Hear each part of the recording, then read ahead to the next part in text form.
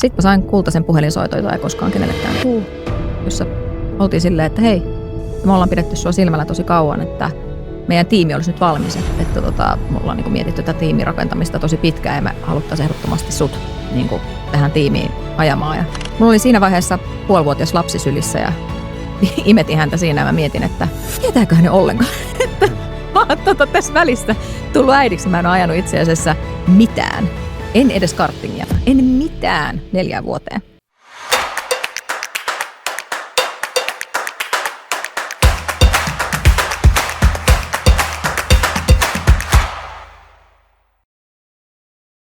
Tervetuloa Human Athlete Playeriin, hyvä kuulija. Muista supata meidän kanava YouTubessa ja Spotifyssa ja jättää kommentteja meille, me vastataan niihin mielellään. Lisäksi löydät Kaski.ai:n App Storeista ja Google Playsta 7 päivän ilmaisella kokeilulla, jolla pääset testaamaan, miten psykologia vaikuttaa sun suoritukseen. Tervetuloa Human Athlete Player podcastiin.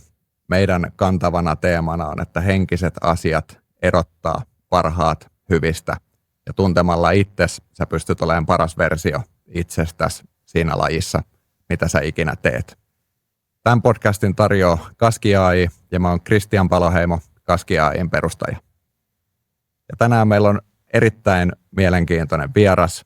Meillä on kaksinkertainen E1-sähköveneiden maailmanmestari ja vuoden autourheilijaksikin valittu Emma Kimiläinen. Lämpimästi tervetuloa. Kiitos kun tulit. Mitä kuuluu? Kiitos. Tosi hyvää kuuluu. Kiva olla täällä, koska aihe on lähellä sydäntä. Joo. Niin mahtava päästä juttelemaan näistä jutuista ja siitä nimenomaan henkisestä puolesta. Ja allekirjoitan täysin, mitä äsken sanoit tuosta, että tuntemalla itsensä, niin se on tie menestykseen urheilussa. No joo, mä oon ymmärtänyt, että toi sun laji on aika sillä niin kuin henkisesti intensiivinen. Niin oot varmasti näiden teemojen äärelle pysähtynyt monta kertaa. No ehdottomasti, ja sitten se on niin tietyllä tavalla monesta pienestä osasta koostuva, ja sitten siinä on niinku epävarmuustekijöitä niin laajalti, kuten vaikka ehkä tuommoinen maailmanlaajuinen taloustilanne tai muut suhdanteet vaikuttaa tosi paljon siihen, että missä on töitä tai kuinka kauan ne kestää, tai siellä on niinku aika paljon epävarmuutta myöskin ilmassa, niin sitä pitää myös osata käsitellä. Nyt eletään off-seasonia, niin mitä sä oot tehnyt? Mä oon ollut ihan kotona, mikä on tietenkin parasta palautumista. Ja semmoiset rutiinit saanut tuohon myöskin aikaiseksi taas, mikä on kiva. Niin ottanut ihan easy, pelannut vähän tennistä ja sulista ja muutenkin tehnyt sellaisia niin kuin vähän erilaisia lajeja, että jotenkin ottanut vähän rennommin ehkä siinä urheilunkin ja treenaamisen saralla siitä, että ei ole ne ihan täysin rutiinit, että nyt on tämmöinen peruskuntokausi meneillään, niin voi vähän vaihella noita lajeja.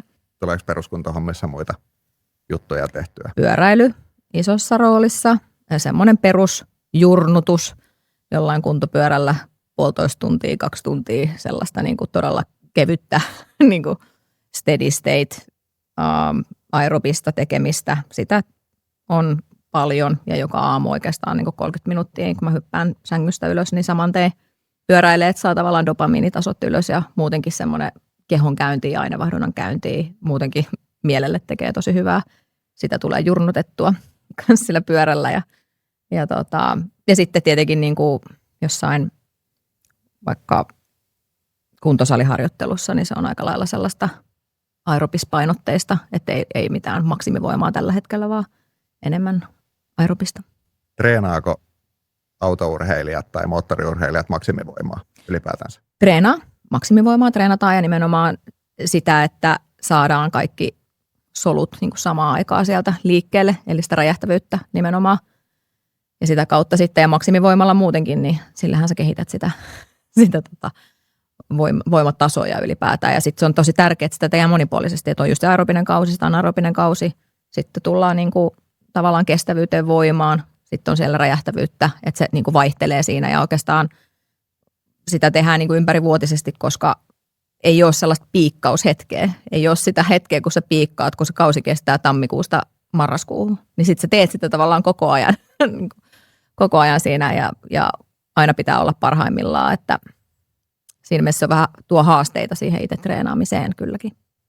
Ennen kuin mennään sun taustaan, käydään muutama tämmöinen ehkä syvällinenkin lämmittelykysymys, mutta mikä on paras neuvo, minkä sä oot koskaan saanut ja mitä pyrit noudattaa?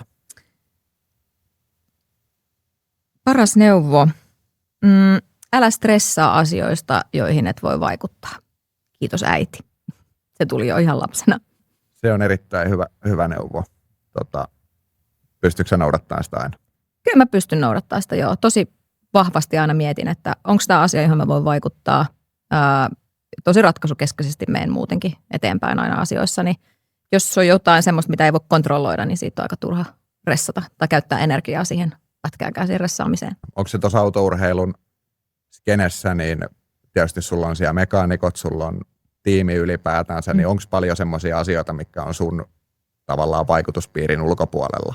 On. Mun tallikaverin tekeminen muun muassa.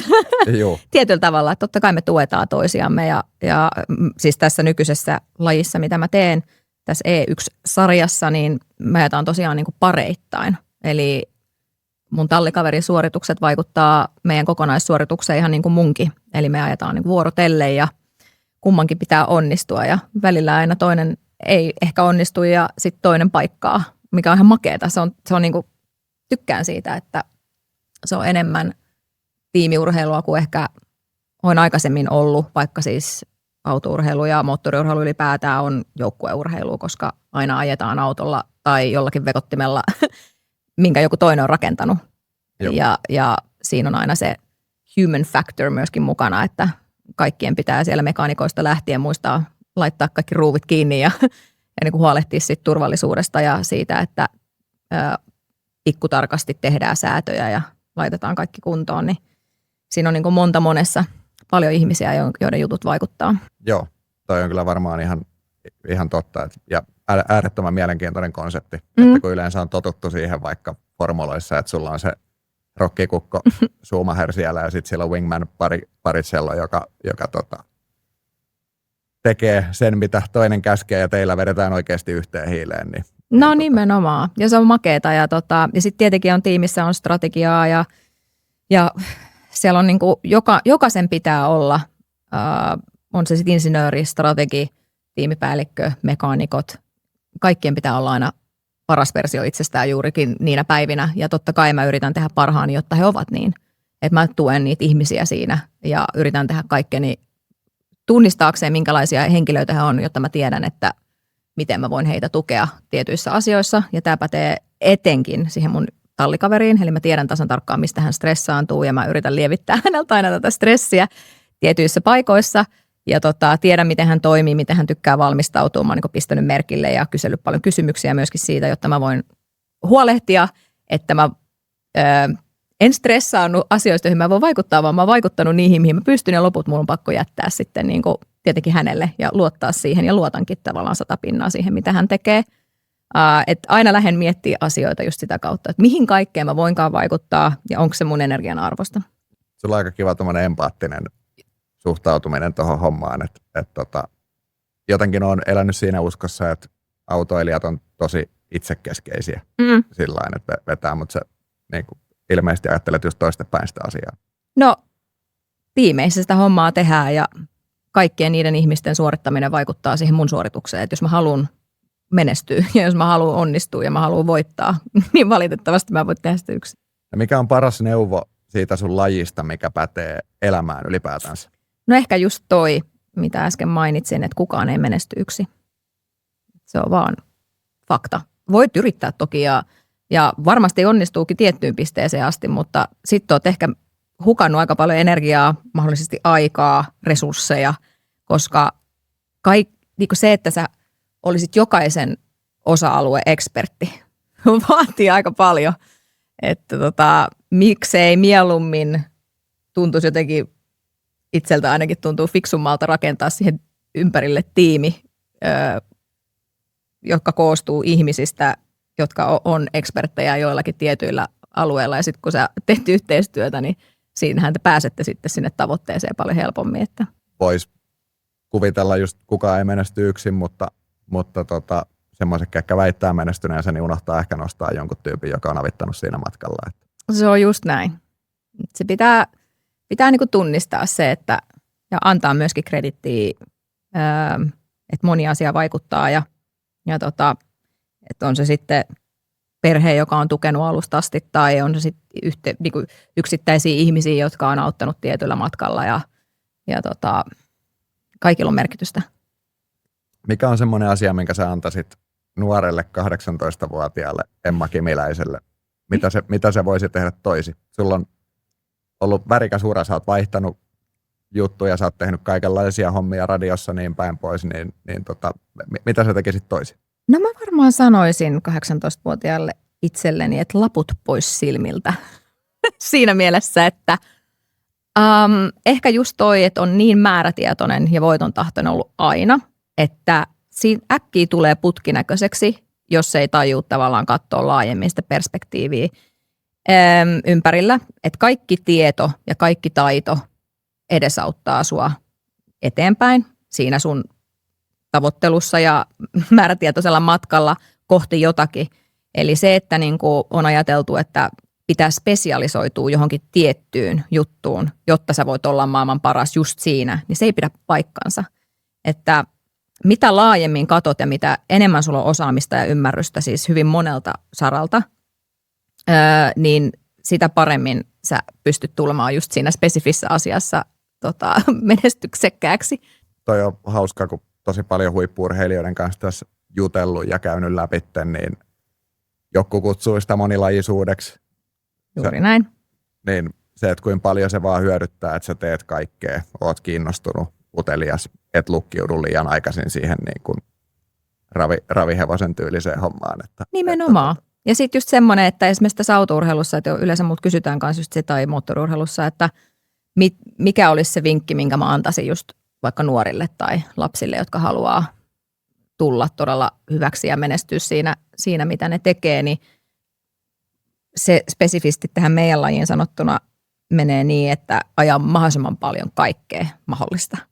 Joo. Eli mitä enemmän sulla on kokemusta ja ymmärrystä ja sitä tavallaan suomalaista perstuntumaa siellä koskien sit mitä tahansa laitetta, on se sitten maastopyörä, on se sitten alamäkipyörä, on se vesijetti, moottorikelkka, moottoripyörä, formula-auto, ralliauto, kartingauto, kaikki se on ajamista ja kaikkeen siihen vaaditaan sitä niin kuin tietynlaista samanlaista ymmärrystä ja sitä kautta niin kuin myöskin se uteliaisuus vie ehkä ajattelemaan sitä myös teknologian puolelle ja sitten kun sä ymmärrät sen, että miten ne on rakennettu ne kyseiset vekottimet, mitä tuossakin äsken mainitsin, niin sä ymmärrät, että miten niitä pitää ajaa. Eli niin kuin, mutta kaikkea mahdollista pitää ajaa, jotta se kehittyy se tuntuma ja pysyy yllä jatkuvasti.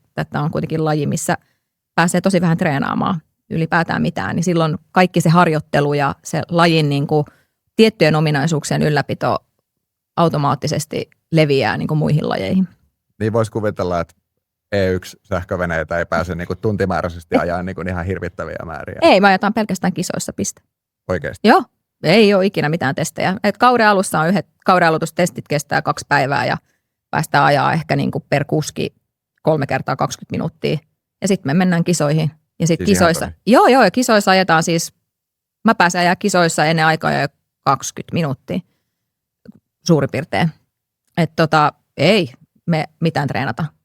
Se on vähän niin kuin polttarikartingin tyylinen. No vähän niin kuin joo, siis eli sun pitää joka kerta kun sä meet siihen, niin sulla pitää olla niin kuin se vahva fiilis siitä, että sä tiedät mitä sä oot menossa tekemään. Että sulla on niin hyvin karttunut pohja kaikesta, että sä luotat siihen sun intuitioon ja siihen niin kuin vaan, että se ottaa vallan ja sä vaan yksinkertaisesti tiedät mitä sä oot tekemässä. Mutta se just vaatii ehkä sen, että sulla on niin kuin mahdollisimman paljon kokemusta ja ymmärrystä kaikesta mahdollisesta lajiin liittyvästä ja tämä pätee siis semmoinen joku vaikka ajosilmä, niin sehän kehittyy vaikka tenniksessäkin, pelisilmä. Ihan sama asia. Se on käsi-silmäkoordinaatio ja myöskin koko kehon niin kuin hallinta. Että sä luet sitä peliä, mitä tulee tapahtua seuraavaksi. Sä katot, analysoit vastustajaa, sä katot, että nyt sillä on käsi tolle ja tällä ja sä tiedät, minkälainen kierre sieltä lähtee esimerkiksi. Precis, tai että mihin se on niin kuin sijoittunut. Sä pystyt siitä jo olettaa, että mihin sun pitää niin kuin seuraavan kerran lyödä. Että sä näet tavallaan perspektiivissä koko sen kentän ja tiedät, niin kuin, ja sit sä opit sitä, sä katot sitä toista ja sä opit, että miten se liikkuu ja mikä sille on vaikeeta ja sehän on analysointiin. Joo, ja niin pieniä ja hienomotorisia asioita, että sitten Kyllä. muuttuu tiedostamattomiksi ja sitten se onkin yhtäkkiä hyvä siinä. Kyllä. Mutta eli laput pois silmiltä ja avataan katse ja kaikki tieto on positiivista. Myös tässä lämmittelyvaiheessa, mä kysyn tuohon vielä tässä ohessa lisäkysymyksen. Mikä sä olisit, jos sä et olisi autourheilija? Jaa, mä voisin olla vaikka mitä. Mulla ei oikeastaan ole koskaan ollut sellaista ajatusta, että mun pitäisi olla jotain tiettyä tai mä olisin varmaan jollain tavalla yrittäjä joka tapauksessa, koska se on ehkä ainut, mikä samalla tavalla tuo esiin niin kuin niitä piirteitä, mitä urheilijuudessa tulee, eli määrätietoisuutta, voiton tahtoa, kunnianhimoa, kovaa tekemistä, sitoutuneisuutta.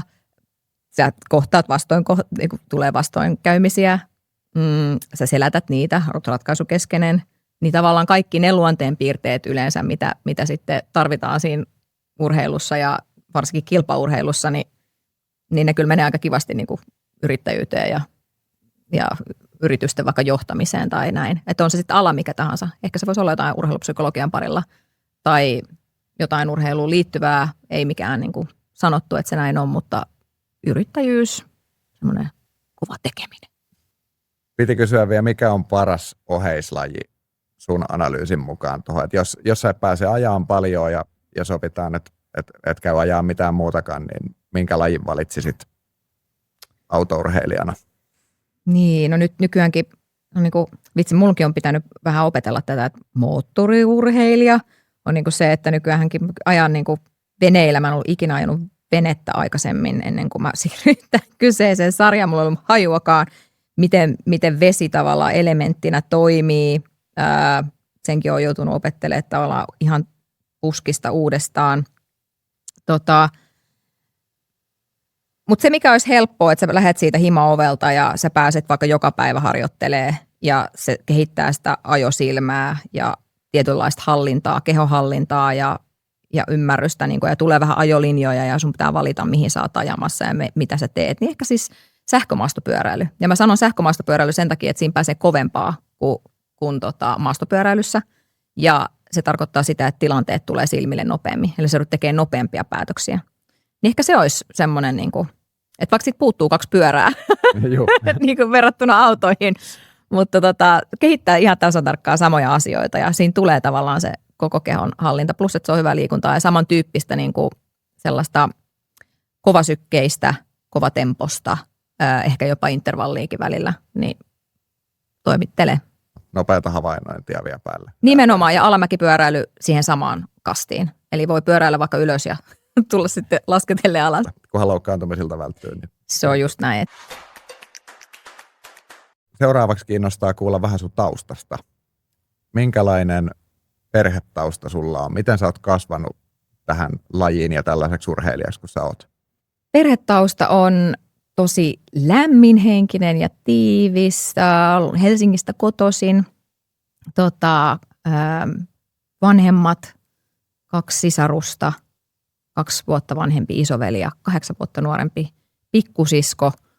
Ja asuttiin siis Helsingin Ylämalmilla tämmöisessä omakotitaloalueella ja sieltä sitten karavaanarimeiningillä kierreltiin ympäri Suomea kilpailuissa. Koko perheen harrastus. Ei ollut koskaan tarkoitus tulla mitään tai miksikään ammattilaiseksi ja semmoisen niin kuin ilon ja yhdessä tekemisen kautta.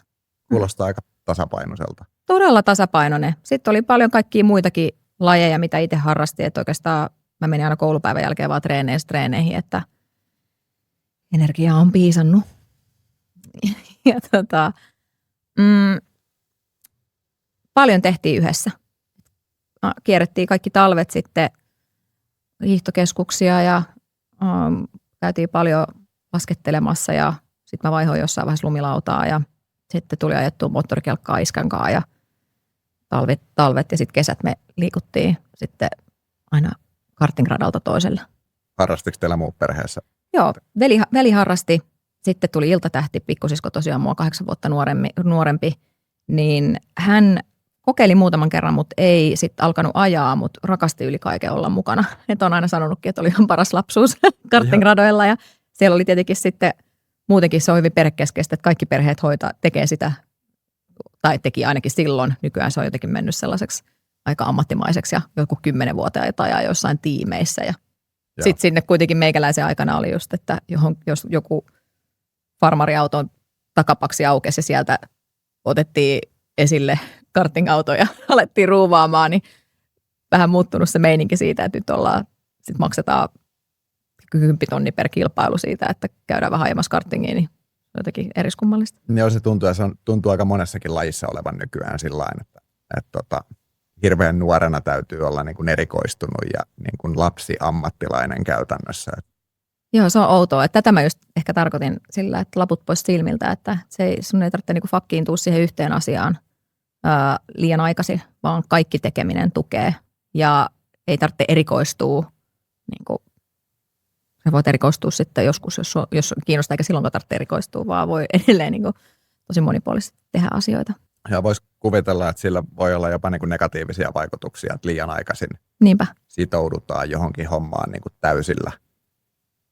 Miten sä jaksat tehdä sitä sitten sanotaan 16, kun ehkä pitäisi alkaa ruuvia kiristää, tai 18, että jos sä oot 10-vuotiaasta asti painanut jo niin kuin täysammattilaisuutta. Niinpä, joo, ja kyllä mäkin itse koin se jossain vaiheessa, mä olin 14 ja mä ajoin sitten niin Suomen sarjat kuin ulkomailla, niin, ja sitten mä olin vielä tämmöisessä Suomen niin kuin autourheilun kattojärjestön AKK:n maajoukkueessa, joka nykyään menee varmaan ollaan Flying Finn tämmöisellä akatemialla, sen niminen. Mutta meillä oli sitten aina talvikaudet, niin melkein joka toinen viikonloppu Vierumäellä leiri. Ja sitten meillä oli tällaisia pidempiä niin kuin ajoleirejä Italiassa, vaikka pari viikkoa, ja sitten siihen oli vaikka kisat päälle. Niin musta tuntuu, että mä olin koko sen 8. ja 9. niin kuin yläaste ikäluokan reissussa. Mä olin 2 viikkoa Italiassa ja pari viikkoa Suomessa ja viikko pois ja viikko taas siellä. Ja sitten loppupeleissä sanotaan, että siitä maaliskuusta, kun alkoi kilpailut käyntiin, niin se oli sitä, että keskiviikkon lähdettiin, maanantaina kotiin, tiistai pestiin pyykkiä, keskiviikkon lähdettiin, sunnuntaina ehkä kotiin, maanantai, tiistai ehkä saat olla jopa niin kuin kotona, keskiviikkon taas lähdettiin. Ja sitten jos sä olit jossain 40-asteisessa Italiassa ja sairaan kuuma ja ihan, mä treenasin saunassa paljon myös sitä kuumuuden niin kuin hallintaa ja tekemistä ja urheilemista, siis kuumissa olosuhteissa niin saunassa Suomessa ollessani. Ja varsinkin talvella, että se yhtäkkiä pystyi sitten niin kuin muissa maissa hallitsemaan paremmin sitä kuumuutta ja siellä keskittymistä. Niin sitten sä tuut takaisin Suomeen ja 16 astetta sataa töysä.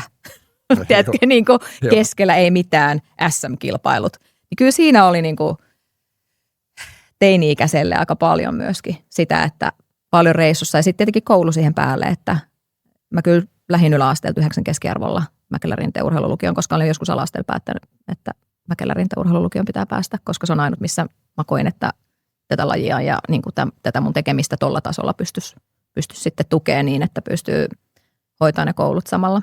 Missä vaiheessa sulla tuli sitten tämä niin kuin sanotaan täyslaji erikoistuminen, että sulla ei ollut niin kuin siinä mielessä 5 lajia päällekkäin tai muuta vastaan? No itse asiassa aina on ollut kaikki lajit päällekkäin, koska tosiaan se fyysinen treenaaminen jää tässä kyseisessä moottoriurheilussa niin täysin muiden lajien harteille. Okay. Eli, mutta sitten ehkä semmoinen kilpaileminen muissa lajeissa jäi siihen lukioikäiseen. Et kun mä olin lukiossa, niin mä vielä pelasin koripalloa Helsingin Namikassa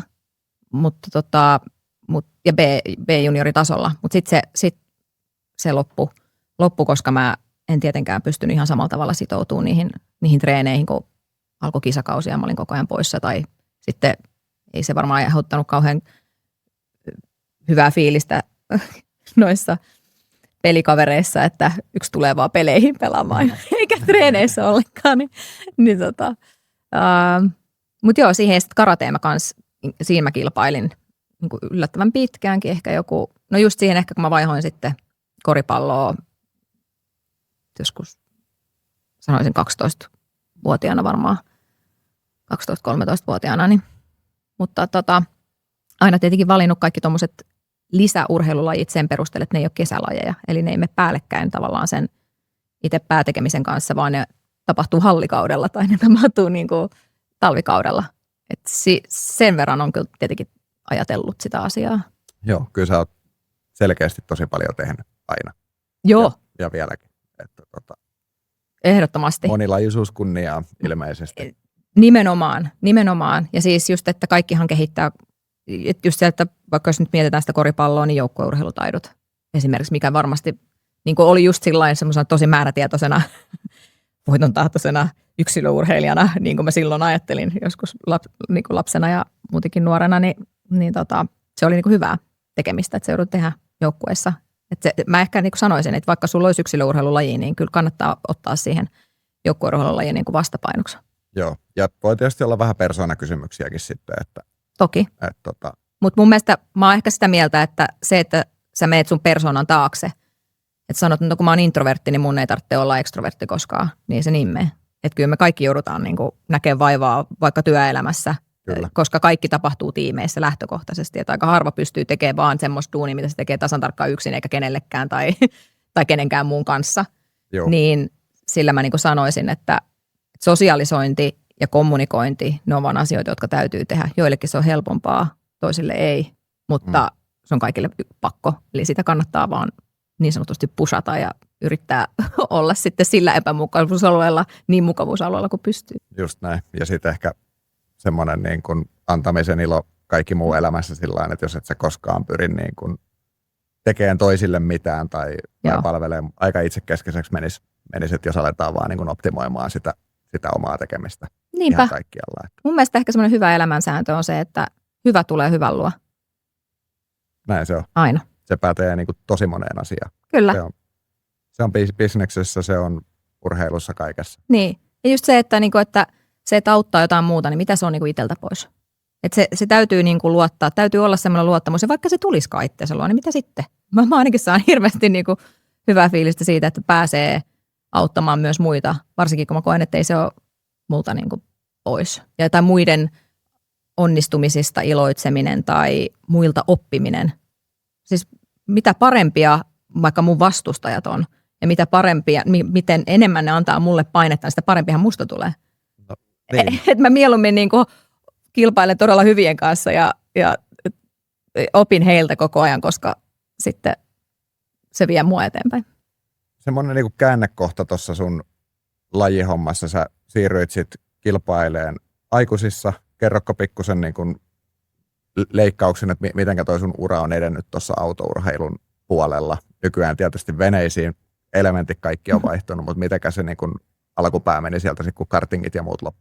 No itse asiassa kartingi alkoi 3-vuotiaana ja mä oon 1-vuotiaana siis istunut jo siinä autossa ja meillä oli siis tämmöinen tausta siinä, että iskä osti itselleen kartingauton, koska oli aina lapsena halunnut harrastaa, mutta ei saanut mahdollisuutta ja sitten osti meidän serkkujen isän kanssa auton puoliksi ja sitten oli mun 6 vuotta vanhempi, 4 vuotta vanhempi ja 2 vuotta vanhempi, tai serkut ja sitten tämä 2 vuotta vanhempi veli. Ja ne alkoi sitten kanssa ajaa ja mä 1-vuotiaana istuin jo siinä semmoisessa samassa 70-luvun niin kuin kartingautossa, mikä tuli tämän sitten iskän ostaman kartingauton kyljessä mukana. Ja 3-vuotiaana yletti jalat sitten polkimille ja pääsin kokeilemaan ja ajaa sille ensimmäisen kerran. Ja 5-vuotiaana mä sain sitten isomman kartingauton, millä mä lähdin kilpailemaan. Ja siitä sitten kartingia oikeastaan 15-vuotiaaksi asti, joista 2 viimeistä vuotta kansainvälisesti myöskin Suomen lisäksi. Ja sitten mä vaihdoin tämmöisiin pikkuformuloihin. Ja sitten niitä tosiaan ihan siihen parikymppiseksi asti, kunnes tuli finanssikriisi, joka tössäytti mun uran ihan totaalisesti. Siinä oli ne laputkin silmillä. Okay. Jonka takia sanoin, että just tavallaan siinä niin kuin 18V, kun tämä finanssikriisi oikeastaan -20V oli oikeasti käynnissä, niin siinä olisi pitänyt niin kuin, pyrkiä katsomaan vähän laajemmin, eikä vaan pelkästään niitä formuloita ja formulakuvioita. Ja sitten mulla oli 4 vuoden tauko kokonaan kilpailemisesta. Ja aina oli tietenkin toiveena, että ehkä pääsisi mahdollisesti takaisin, mutta jotenkin tuntui aika hankalalta sen jälkeen, kun oli ollut aika pitkä tauko. Ja sitten mä sain kultaisen puhelinsoiton, jota ei koskaan kenellekään tuu, jossa oltiin silleen, että hei, että me ollaan pidetty sua silmällä tosi kauan, että meidän tiimi olisi nyt valmis, että me ollaan niin kuin mietitty tätä tiimin rakentamista tosi pitkään ja me haluttaisiin ehdottomasti sut niin kuin tähän tiimiin ajamaan. Ja mulla oli siinä vaiheessa 5,5-vuotias lapsi sylissä ja imetin häntä siinä ja mä mietin, että tietääköhän ne ollenkaan, että mä oon tässä välissä tullut äidiksi. Mä en ole ajanut itse asiassa mitään. En edes kartingia. En mitään 4 vuoteen. Tai oikeastaan siinä vaiheessa oli 3 vuotta. Ja mä mietin, että no. Mutta totta kai sanoin, että ehdottomasti. Niin kuin mä aina sanon kaikkeen. Mä oon niin kyllä ihminen. Joo. Ja sitten mä ajattelin, että no ei, se on varmaan taas näitä tämmöisiä höpö-höpö-puheita, mitä aina tämä koko moottoriurheilumaailma on täynnä. Paljon löytyy puhujia, vähän löytyy tekoja. Niin mutta se osoittautui sitten ihan legitiksi. Ja siitä mun ura aukesi uudestaan. Ja mä pääsin takaisin ajamaan. Mä olin ensimmäisissä kisoissa pitkän tauon jälkeen sen tyttäreni syntymäpäivänä, kun hän täytti 1. Niin äiti oli sitten ulkomailla kilpailuissa, kun hän oli kotona. Okay, joo, mutta siitä se sitten lähti ja uudestaan liikkeelle. Eli ensimmäinen ammattilaissopimus on ollut jo 18-vuotiaana, mutta sitten siinä tuli niin kuin tämä pieni kyykähdys, jonka jälkeen se sitten lähti uudestaan käyntiin. Ja oikeastaan sitten mä jäin täyspäiväisesti silleen, että mä olin sitten niin kuin päätin sen tauon jälkeen, että nyt mä rakennan tämän mun uran niin, että se ei ole yhden kortin varassa. Että se ei ole vaan tämän ajamisen varassa, vaan mä rakennan tähän tällaisen niin kuin imago-brändin. Ja yritän niin kuin laajasti kaikkea mun osaamista hyödyntää, plus sitten tietenkin niin kuin ehkä mediaa ja puhetta ja kaikkea muutakin siinä samalla. Että mä rakennan niin kuin tämmöisen kokonaisvaltaisen, miten mä pystyn sitten niin kuin urheilemaan, mutta myöskin tekee ehkä jotain muuta siinä ohessa. Ja on oikeasti ollut kyllä ihan hyvä reitti siinä. Sen jälkeen sitten paljon kaikissa erilaisissa autourheilusarjoissa, niin formuloiden kuin tämmöisten niin sanottujen koppiautojen parissa, eli touring carsien parissa, ja sitten on GT-autoa vähän siinä välissä, kaiken näköisiä vekottimia. Mutta sitten 2019 vuodesta asti mä palasin niin kuin taas sitten formuloihin, semmoisen kuin W-Series, jota ajettiin Formula 1 kanssa samat kilpailut ympäri maailmaa. Ja se meni sitten konkurssiin 2023. Ja siitä sitten lähti tämä ihan uusi ura aukenemaan, että siellä henkilö oli töissä, joka tavallaan ne tapahtumat kaikki järjesti tai hoiti. Meidän tämmöinen event niin kuin director.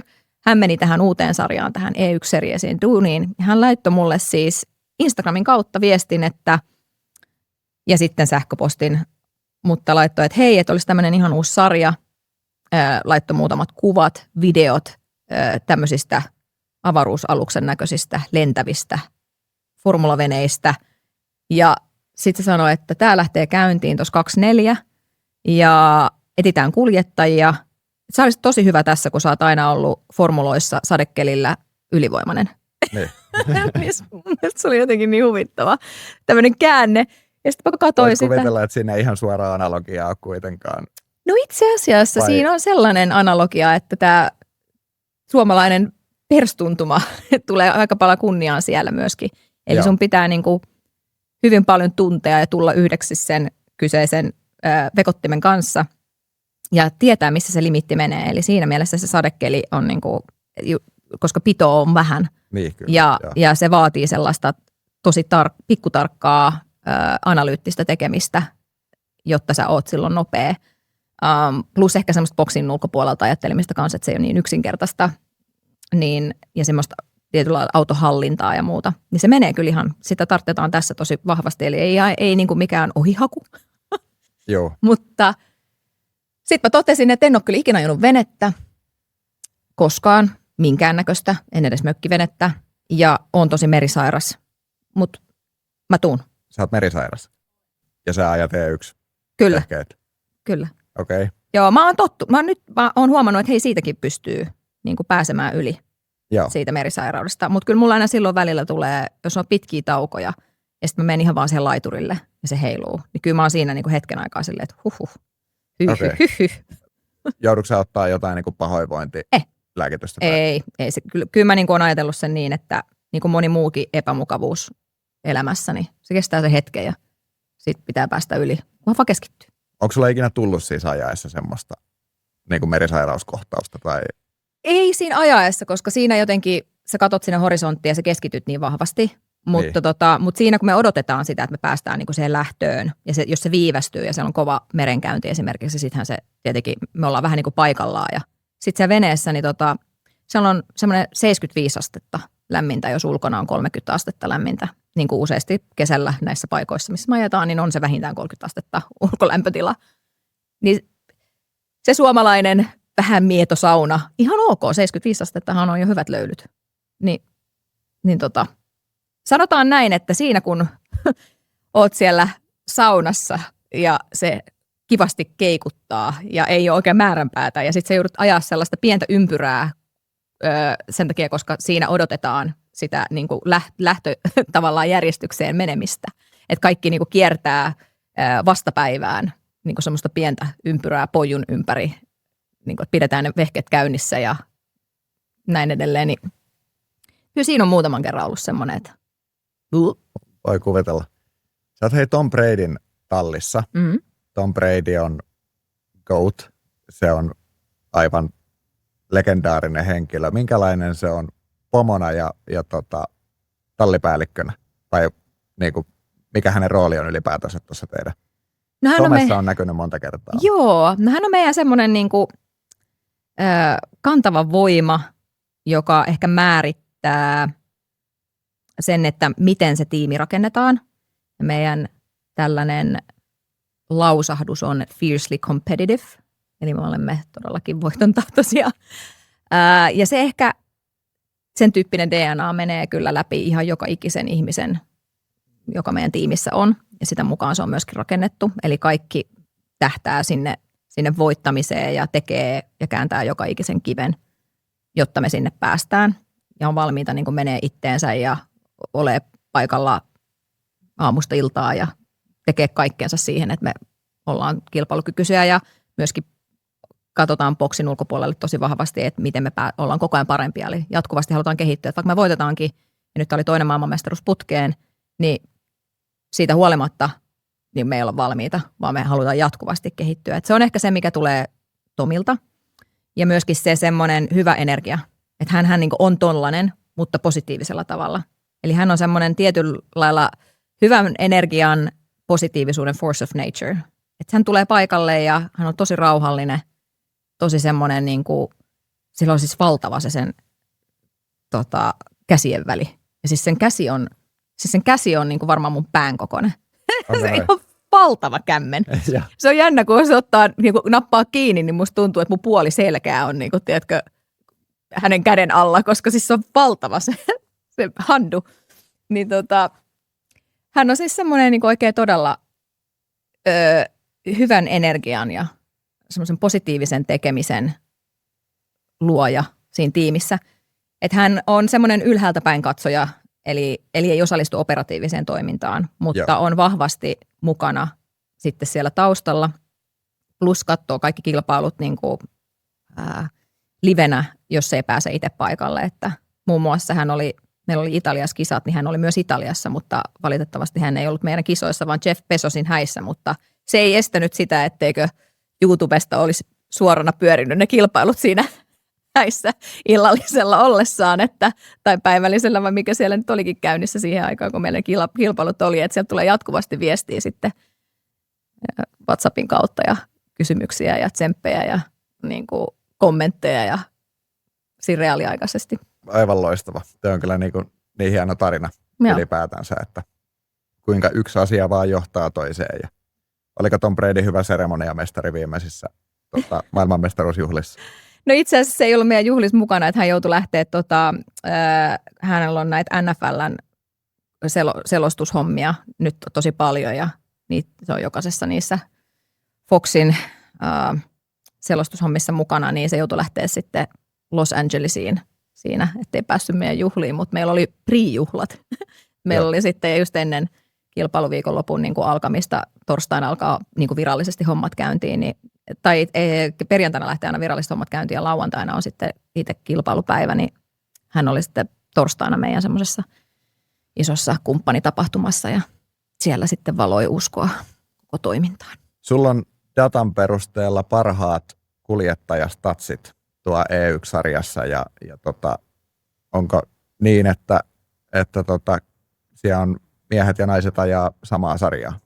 Joo, kyllä. Eli koko mun uran ajan oikeastaan aina ajanut miesten kanssa. Ja ei ole ainut tämä W-Series, mitä mä ajoin tuossa muutama vuosi sitten, tämmöinen formulasarja, niin se oli maailman ensimmäinen naisten formulasarja. Ideana nimenomaan se, että yritetään niin kuin kasvattaa sitä niin kuin naisten määrää lajin parissa näyttämällä niille niin kuin nuorillekin tytöille, että heitä tavallaan, että esimerkin kautta, että sä voit olla ammattilainen. Plus sitten tietenkin myöskin se, että annetaan mahdollisuus. Eli mahdollisuuksia on aika vähän. Englanniksi sanotaan opportunity. Että sulla on niin kuin erilaisia tilaisuuksia päästä eteenpäin sun uralla ja sä saat tukea siihen, mitä sä oot tekemässä. Ja vaikka kuinka ei haluaisi erotella, että on niin kuin naiset ja miehet varsinkin tämmöisessä lajissa, jossa ajetaan yhdessä kilpaa. Ja kuten mäkin olen todistanut monta kertaa ja todistan tälläkin hetkellä, kun ajetaan siis naiset ja miehet keskenään, että sä voit olla paras ja oletkin paras, vaikka siellä on naiset ja miehet keskenään ja sä voit olla paras kuski ja se on aina ollut se mun päämäärä, olla paras kuljettaja. Kyllä. Olen ajanut missä tahansa, mutta sillä oli merkitystä isosti mun uralle sekä ehkä sanotaan mun urheilijauralle ja sille henkiselle kasvulle ja sekä sille fyysiselle kasvulle siinä, että mä olin hetken aikaa mukana pelkästään naisille suunnatussa sarjassa, koska mä sain olla ensimmäistä kertaa ihan vaan urheilija. Et siinä ei ollut mitään muuta taustalla. Siinä ei ollut sitä, että mun pitää olla niin kuin 1,000,000 kertaa parempi kuin kukaan siellä tiimissä. Siellä ei ole, ennakkoasetelma oli se, että mä oon niin kuin hyvä. Ennakkoasetelma oli se, että mua uskotaan, mitä mä sanon. Ennakkoasetelma oli se, että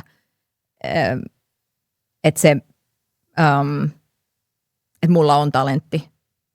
Eikä se, että mun täytyy aina joka kerta todistaa se uudelleen. Vaikka mä olisin todistanut sen kuinka monta kertaa, vaikka data puhuisi puolestaan, kuinka mä olisin pärjännyt missä tahansa sarjassa aikaisemmin, se lähtötilanne oli aina 0, kun sä meet uuteen sarjaan, koska sun sukupuoli. Ja sitten joudut niinku validoimaan kyllä. ikuisesti täysin irrelevanttia asiaa. No kyllä, mutta sitten taas toisaalta mä oon ajatellut niin, että se luottamus, minkä mä oon sit saanut sen kautta, kun ne leuat on loksahtanut siihen niin kuin lattiaan siitä sun suorittamisen tasosta ja siitä, Joo. että kun se lähtöajatus on ollut se, että sä oot ihan paska ja sitten kun sä ootkin oikeasti todella hyvä ja sä oot iskenyt ne datat sinne ja kaikilla mittareilla todella hyvän suorittamisen, niin kyllä mä oon sitten saanut sitä kautta aika makeen luottamuksenkin niiltä ihmisiltä, joiden kanssa mä oon sitten tehnyt. Ja varsinkin, jos he on pystynyt. Et siellä on niinku huomannut, että osalta ihmisiä on jonkunnäköinen lasikatto rikkoutunut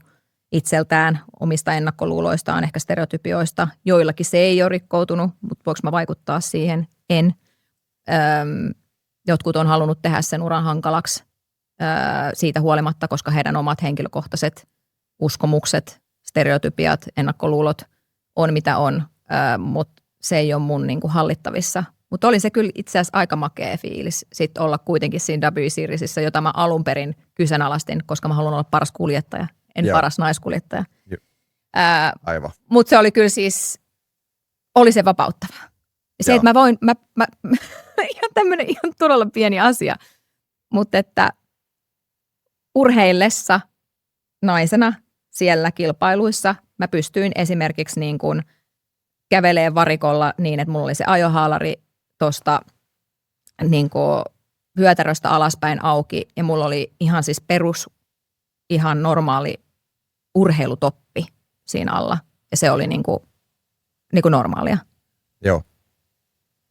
Mutta ei kuuloonkaan tulisi, että mä olisin ollut niin kuin aikaisemmin. Nykyään maailma on muuttunut aika paljon ja on niin kuin erilaiset ajatusmaailmat, mutta se, että mä olisin sitä ennen ollut jossain tavallaan radalla ja kävellyt niin, koska sitten sitä huomioon se on niin kuin vääränlaista ollut sitten niihin piireihin, jos silleen tekisi. Että on aina joutunut miettimään aika paljon se, että miten sä esität itsesi ja millä tavalla sä siellä olet ja miten niin kuin käyttäydyt ja niin. Ja luulisin, että on aika niin kuin kuitenkin, tuossa on selkeä metriikka, sulla on, sä ajat aikaa ja sijoitusta. Joo. Se pitäisi olla tavallaan niin kuin todistettavissa ihan yksinkertaisella mittarilla sitä kautta. Joo. Ja sitten teillä on varmaan kaikkia datapisteitä ja muita. On, dataa kerätään. Mitä niin kuin normityypit ei tiedäkään. Mutta. Kyllä, dataa kerätään paljon, mutta se ei pelkästään aikaa vastaan. Niin. Niin siellä tulee nämä kuskien niin kuin henkilökohtaiset mielipiteet ja stereotypiat ja ennakkoluulot aika vahvastikin voimaan. Joo. Eli monesti ollut siinä tilanteessa, että jos se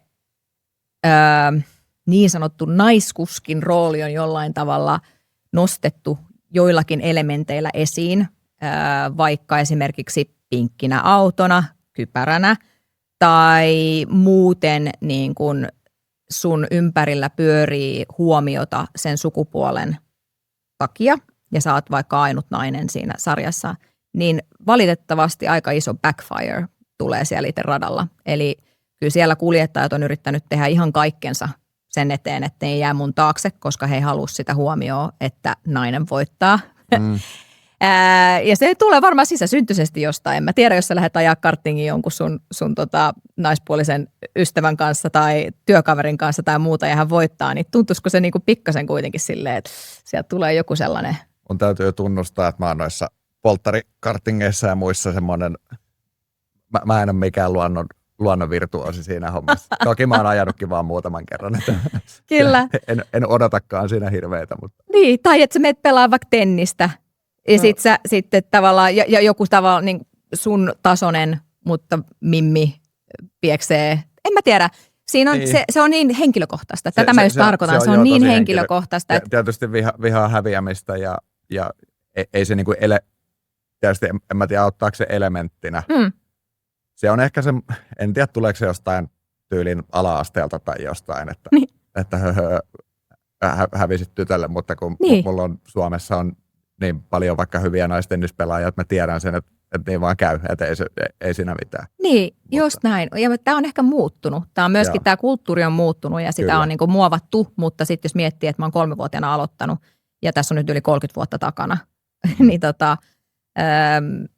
niin sillä on ollut niin kuin merkitys. Et mä oon vaan huomannut sen, että on asioita, joihin mä en voi vaikuttaa, mutta on asioita, joihin mä voin vaikuttaa. Yes. Ja yksi niistä on ollut just se, että miten sä itsesi niin kuin presentoit. Eli jos mä haluan menestyä parhaalla mahdollisella tavalla, onko se oikein, kannattaako se tehdä, että mä sitten tavallaan on vähentänyt tai laskenut sitä mun niin kuin naisellisuutta tai sitä semmoista niin kuin sukupuolen esiin tuomista tai en edes korostamista, vaan ylipäätään edes niin kuin esiin tuomista. Niin se on yksinkertaisesti vaan niin kuin ehkä niistä tuloksen saavuttamisissa osittain auttanut. Että se ei ole ottanut sitten niin paljon ehkä aiheuttanut sellaista niin kuin ekstra tunteita tunnekuhussa muutenkin, kun ollaan radalla ja ajetaan kaikki siitä voitosta. Niin sitten se on vaikuttanut siihen, että ehkä vähemmän ajetaan perään, vähemmän kiilataan niin kuin kylkeen. Tämmöisiä asioita. Siis ihan yksinkertaisesti. Joo. Mikä on niin kuin todella ikävää, että näin on. Ja sitten täytyy muistaa tämmöisessäkin tilanteessa, että ainahan sä voit olla tämmöinen trailblazer niin sanotusti, että sitten sä vaan meet eteenpäin ja raivaat tietä ja muuta, mutta mä oon joutunut ottaa sen asian huomioon sen takia, koska ne mun työnantajat on myöskin ollut niitä miehiä, joilla myöskin on niitä henkilökohtaisia mielipiteitä, ennakkoluuloja, jotka tulee kulttuuritaustasta, ehkä kasvatuksesta, kokemuksista, ties mistä, asioista, joihin mä voin vaikuttaa.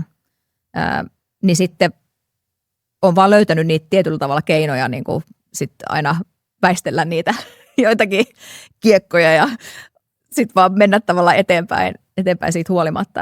Mutta nyt se on muuttunut se maailma ja on ollut tosi makea ollut nähdä koko tämä matka, niin kuin miten paljon kulttuuria, ylipäätään diversiteetti tai joku tasa-arvo, kaikki on muuttunut tässä ajan saatossa ihan viimeisen vaikka 10 vuoden aikana ihan valtavasti. Niin ja onhan sulla se, että sä oot ihan omalla toiminnalla näyttänyt, että sä oot kova siinä, mitä sä teet. Että ei, kun mun mielestä toi on vähän semmoinen asia, mikä toisaalta niin kuin nousee sillä lailla liikaakin, että urheilussahan saa suorittaa ja siinä on viime kädessä kyse siitä, että kilpaillaan. Joo. Sitten kun sä pärjäät, niin here we go. Mutta tässä lajissa täytyy muistaa se, että kun aina sä et saa voittaa. Tai että aina sä et välttämättä pysty olemaan sellaisessa, tämä ei ole niin kuin urheilua siinä, missä mä menen pelaa tennistä ja se on vain minusta kiinni. Kyllä. Tai mä menen pelaa jotain muuta, mikä on vain minusta kiinni. Mutta tässä mä ajan vekottimilla, autoilla, veneillä, millä tahansa, mikä on jonkun muun rakentamia, jonkun muun tekemiä. Siellä on aina ollut se mekaanikko kiristämässä ruuveja, siellä on, joka tekee säätöjä, siellä on se insinööri, jonka kanssa näitä asioita keskustellaan, mietitään, mitä me halutaan. Siellä on se tiimipäällikkö, joka sut on mahdollisesti siihen hommaan palkannut. Siellä on yhteistyökumppanit, siellä on niin monen ihmisen mielipiteet, taustat, ennakkoluulot, stereotypiat ja välillä sä joudut taistelemaan valtavasti siitä sun asemasta, uskottavuudesta, ammattitaidosta siellä tiimin sisällä. Eli ne niin kuin välillä ne pahimmat kilpailijat ei ole ne, niin kuin ketä vasta sä kilpailet sen radalla, vaan ne on saattanut olla niin kuin siellä tiimin sisällä. Ja Kyllä. sitten yrität siinä tavallaan NS-yksilöurheilijana niin kuin tehdä sitä paikkaa se siihen joukkueeseen, jolla sä niin kuin pystyisit sitten suorittamaan. Eli nämä on niin kuin nämä haasteet ei ole niin yksinkertaisia, että ne on välillä ollut niin kuin haastavia. Että ei, tai jostain taloudellisesta tilanteesta tai jonkun yhteistyökumppanin takaa-ajatuksesta tai jostain, mikä tilanne tahansa. Tai vaikka tallimääräyksien puolelta, vaikka F1 esimerkiksi, niin sä et saa lupaa menestyä. Eli sun rooli on joku toinen. Eli se ei ole vaan sitä, että sä meet ja oot paras versio itsestäsi, sä ajat tavallaan voittoon, kun sitä ei suoda sulle välillä. Niin kuin joku toinen päättää sen. Joku toinen päättää sen. Joo. Ja joku kokonaisyhteisö, joku siinä päättää, niin sitten on niin kuin pitänyt alkaa luovia pikkasen. Ja sitten ehkä sitä kautta, kun puhuttiin aikaisemmin niin kuin siitä tiimitekemisestä ja tiimityöskentelystä ja siitä, kuinka jokainen ihminen vaikuttaa siihen kokonaisuuteen, niin se on tullut ehkä niin kuin vähän eri tavalla käsille. Ja on joutunut miettimään sitä asiaa niin kuin hyvin psykologisesti pitkälle, että miten mä joka ikisen näistä ihmisestä, joka tässä on, niin teen heistä paremman version itsestään ja saan heidät puhaltaa yhteen hiileen ja saan heidät uskomaan minuun ja saan heidät niin kuin tekemään tämän työn niin, että me yhdessä voitetaan, koska mä en todellakaan pärjää ilman heitä. Näin se menee. Urheilupsykologiaan ihan ensimmäisenä mä oon ymmärtänyt, että sä oot tosi hyvä keskittyyn sitten, kun sä alat keskittyyn. Minkälaisia muita supervoimia sulla on, millä sä pärjää kuljettajana? No, mä oon todella analyyttinen ja mä ymmärrän teknologiaa ja se on kyllä niin kuin todella tärkeässä roolissa tässä moottoriurheilussa, koska ajetaan teknisillä laitteilla, niin jos sä ymmärrät, miten ne on rakennettu ja vaikka nyt mietitään, että mulle tuodaan tuohon joku kilpa-auto eteen, niin mä teen niin kuin semmoisen nopean analyysin siitä autosta ihan sen perusteella, että no vetääkö se edestä takaa vai 4 pyörällä, minkälaiset jarrut siinä on, paljon se suurin piirtein painaa, missä se painopiste on, eli paljon siinä on massaa, missä se massa lähtökohtaisesti sijaitsee, onko siinä aerodynamiikkaa, ei ole, eli onko siipiä, ei, minkälaiset mittasuhteet siinä suurin piirtein on, että onko se niin kuin pitkä, kapea, onko se leveä, näin edelleen, paljon siinä on tehoa, kaikki se vaikuttaa, minkälainen niin kuin, tavallaan se moottori on, millä polttoaineella se käy tai millä käyttövoimalla se käy, joka vaikuttaa siihen, että mä osaan jo ajatella, että no kuinka nopeasti se kiihtyy, paljonko siinä on massa. Eli ihan perusfysiikan lajit, paljonko siinä on massaa, miten se toimii, minkälaiset renkaat siinä on. Kaikki nämä vaikuttaa siihen, miten sitä ajetaan. Eli joka ikistä autoa ajetaan tai mitä tahansa vekotinta ajetaan aina eri tavalla, spesifisti. Se tietty lailla samanlainen ajatus voi olla, mutta ajolinjat vaihtelee ja jarrutuspaikat, kaikki se kokonaisuus, se ajatus siitä, että miten sitä viedään niin kuin sen kyseisen laitteen limitillä, vaihtelee sen puolelta tietenkin, että miten se on rakennettu, mitkä ne sen ominaisuudet on, koska ne perustuu fysiikan lakeihin, niitä ei voi uhmata, että se ei vaan yksinkertaisesti onnistu. Niin sillä on jo todella monta askelta edellä. Että jos sä tämän analyysin pystyt tekemään siinä niin kuin ennen kuin sä oot ajanut metriikään ja sulla on jo ajatus siitä, että miten sun lähtökohtaisesti pitää lähteä niin kuin miettimään sitä asiaa ja sä mietit jo muutamia skenaarioita eteenpäin, jos ei se toimikaan näin, niin voisiko se sitten toimia noin ja näin edelleen. Niin sitten sä oot jo siinä, kun päästään tosi vähän testaamaan, niin kuin puhuttiin aluksi siitä, että ei me harjoitella ollenkaan, niin sä oot jo niin paljon edellä, jos sä ymmärrät sen, että miten joku asia teknologisesti fysiikalakeihin peilaantuen toimii. Paljon se menee sulle, kun sä preppaat itseäsi vaikka kisaan, niin paljonko sulla on aina semmoista niin kuin paperitason teknistä analyysiä ja paljonko se on perstuntumaa vaan siitä, että sä tiedät, että tämä massa käyttäytyy tälleen ja näin. Siis mä teen sen kaiken analyysin niin kuin päässä ihan todella nopeasti. Eli ne on vaan niin kuin tietyllä lailla semmoisia niin kuin yhtälöitä, mitä sä laskeskelet. Ja ne kuulostaa ehkä vähän neuroepätyypilliseltä, mutta siis mulla tulee tähän mun niinku, silmien yläpuolelle tai avautuu sellainen vähän niin kuin hologrammina mun mielen maisema aina. Ja vähän kuin semmoinen tietokoneen näkymä. Mun ajatus toimii siis niin, mun aivot toimii lähtökohtaisesti niin, että nyt tässäkin hetkessä mä voin niin kuin nähdä sen tässä koko ajan on niin kuin sellainen tietokone, josta mä voin vaan niin kuin vetää tavallaan tietoa. Niin kuin mun aivot on prosessoitu sillä lailla, että se on niin kuin hyvin visuaalinen kokonaisuus ja se on siinä mun edessä ja sitten erinäköiset niin kuin langat yhdistyy. Mulla on niin sanottuja foldereita siellä tiettyihin asioihin, jonka mä vaan sitten niin kuin tavallaan aina avaan ja sitten tulee se tieto siihen uudestaan. Ja sitten mä oon tosi hyvä lokeroimaan myöskin asioita, että jos mä oon sellainen, että joku asia pitää saada pois mielestä, niin se on kansio kiinni ja pois. Ja sitten mä voin ottaa sen aina taas sieltä esille uudestaan. Mutta ehkä jotenkin mä oon visuaalisesti niin kuin ohjelmoinut aivoni ja sen kaiken niin kuin tietotaidon ja kaiken, mikä mulla on, niin sellaiseen muotoon, tai mä oon ohjelmoinut, siis se vaan on aina ollut niin lapsesta asti. Mitäs kisatilanteessa sitten, että tässä sä mietit analyyttisesti, käyt läpi sitä kokonaisuutta, niin sitten kun sä ajat, niin onko päässä miljoona asiaa. Miljoona asiaa, Herra Jumala, siellä on niin paljon asioita.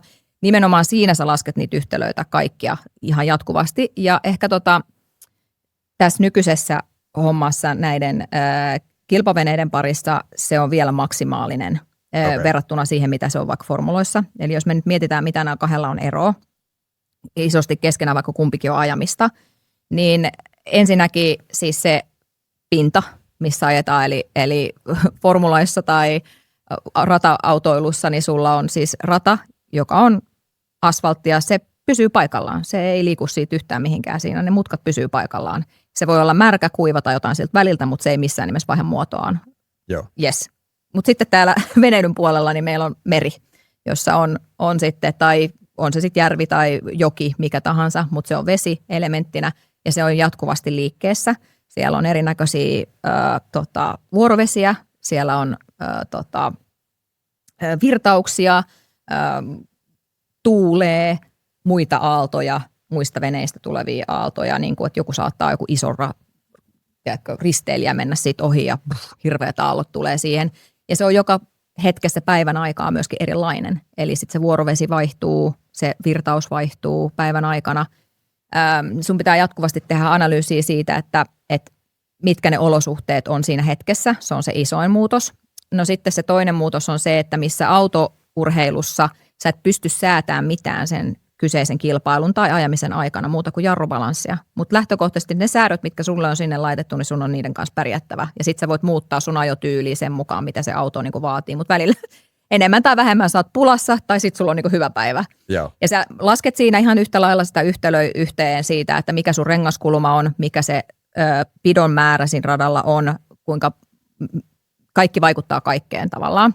Ja sitten ne säädötkin saattaa olla sille, että sä tiedät etukäteen, että kilpailun loppupuolella auto tulee yliohjaamaan tai kilpailun loppupuolella mulla loppuu keulasta pito ja se tulee aliohjaamaan ja sitten mun täytyy niinku valita mun linjoja ja kaikkea sen mukaisesti. Yes.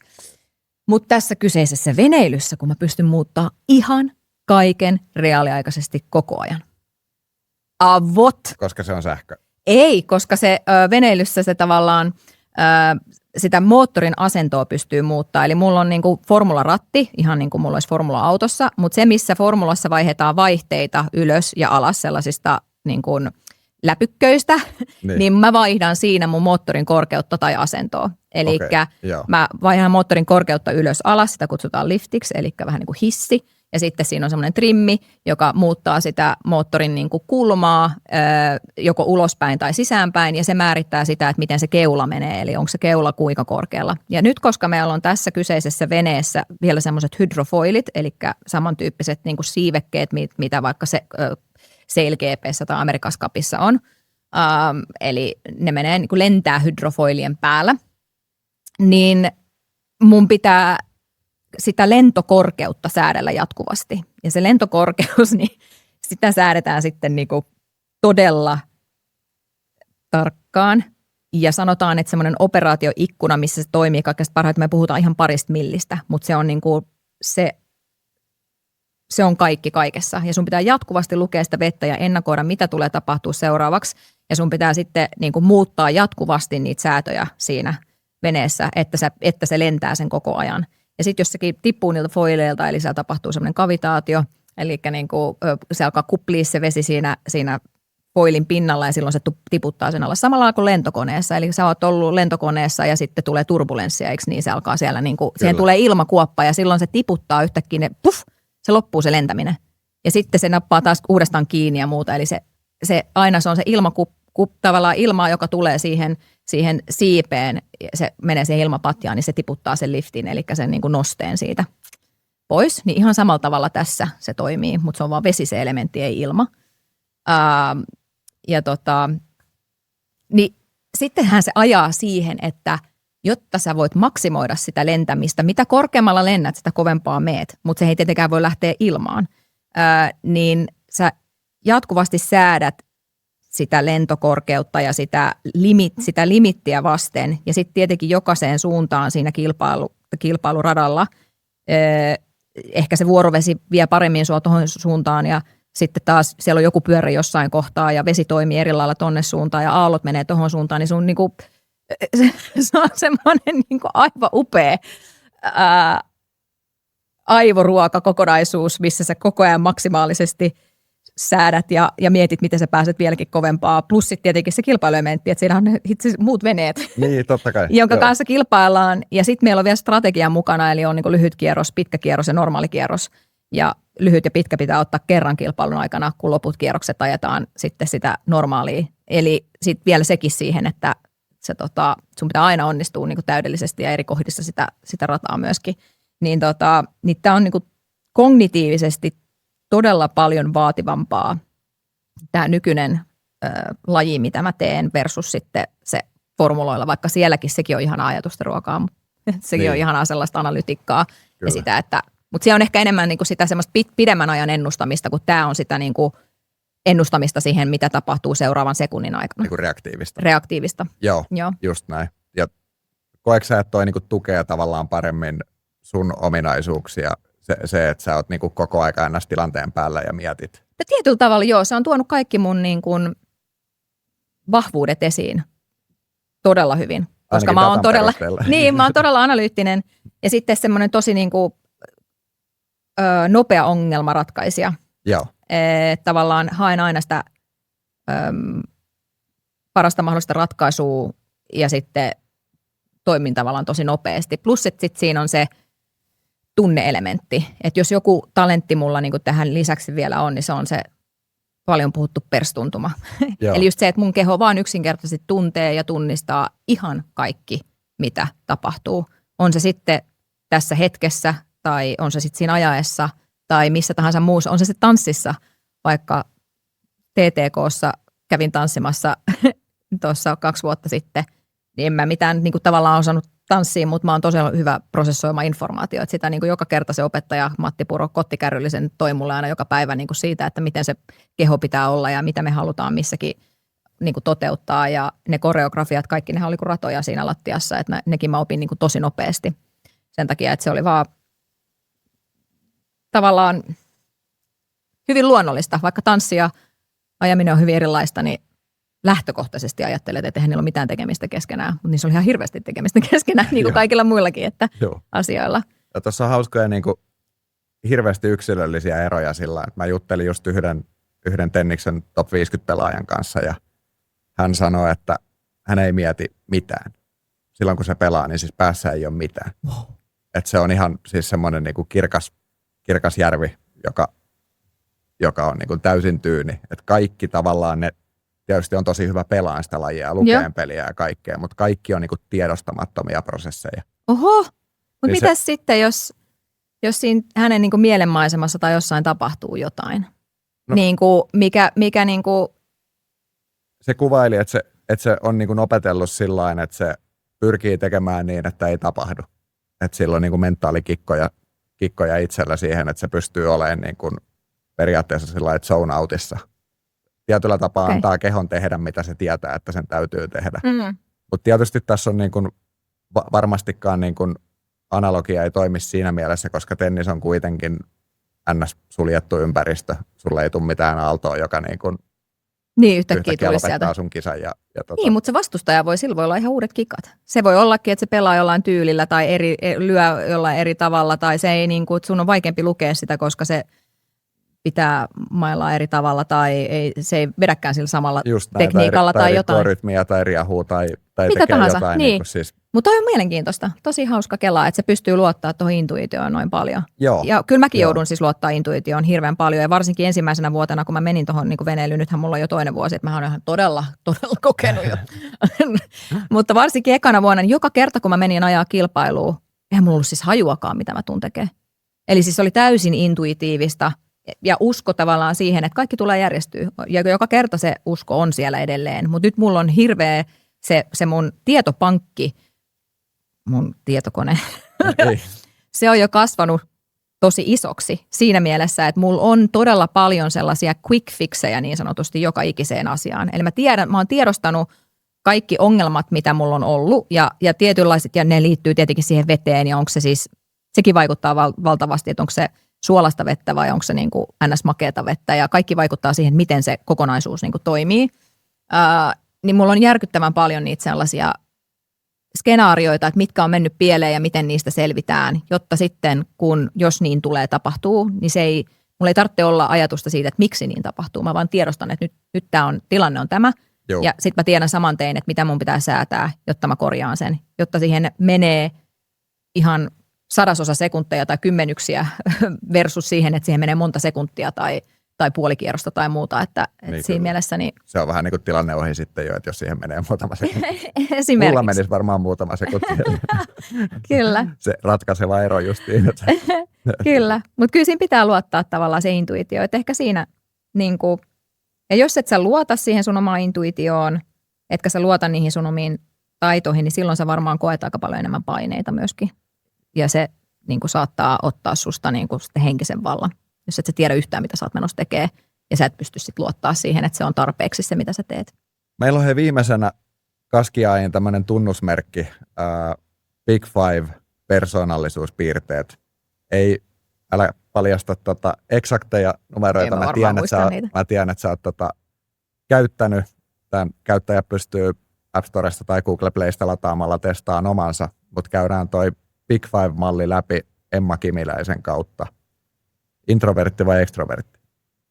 Ekstrovertti, ihan muutamaa prosenttia, vajaa 100. Niin just, se on sulla ihan niinku hallitseva piirre. On ehdottomasti hallitseva piirre, mutta tässä on hyvä muistaa, että meissä on monia piirteitä jokaisessa ihmisessä. Ja se vaikuttaa, että millainen sä oot silloin, kun sä oot niinku ihmisten kanssa tekemisissä. Eli ehkä sitä voisi ajatella myöskin semmoisena niin kuin energiatasapainottajana, että ethän sä pysty kaikkien ihmisten kanssa välttämättä olemaan, niin kuin, tai mä ainakin tietoisesti, varsinkin työympäristöissä, jos mä oon todella introvertin, vaikka insinöörin kanssa tekemisissä, niin en mä ole silloin niin kuin ultimaattisen ekstrovertti hänen kanssaan, vaan silloin mä niin kuin korostan niitä mun introverttipuolia hänen kanssaan, jotta me ollaan niin kuin about-terallaan samalla levelillä. Joo. Eli se niin kuin, se, mikä sä oot intuitiivisesti ja tämmöiset persoonalliset testit ja muut, mä ajattelen aina yleensä silleen, että missä tilanteessa, koska me ollaan niin kuin tosi monipuolisia sitten kuitenkin. Kyllä, konteksti vaikuttaa. Ehkä se on se niin kuin luontaisin taipumus toimia, että jos on se, mikä on niin kuin oikea vastaus. Mutta se oli hemmetin hyvä puheenvuoro sulta tuossa aiemmin podissa, kun sanoit, että me ei voida mennä persoonallisuuksiemme taakse.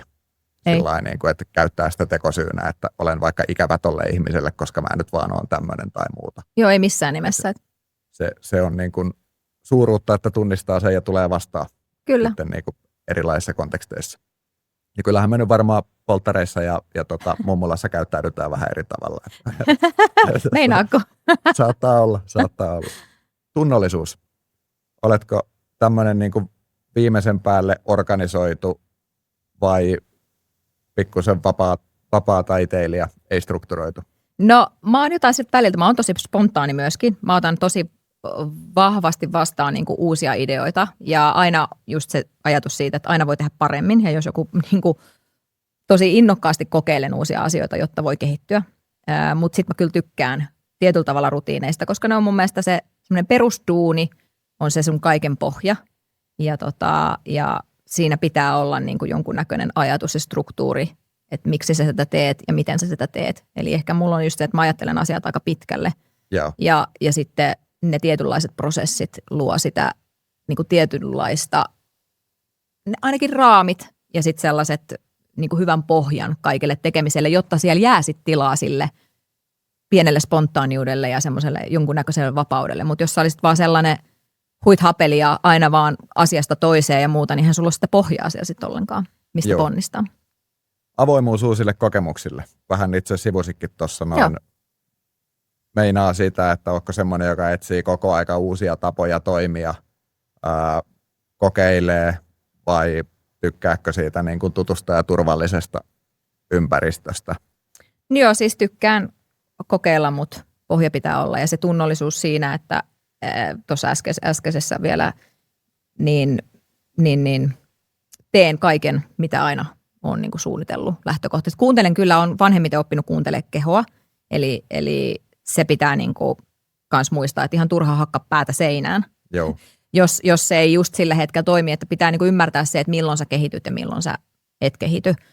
Eli se, että pidetään niin kuin kiinni aina niistä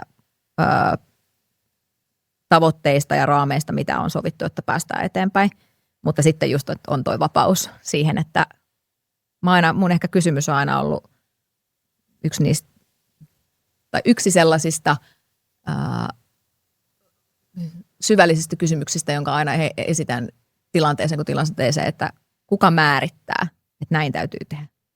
Kuka määrittää, että sun pitää olla jollain tavalla, jollain tietyllä tavalla tai tietynlainen tai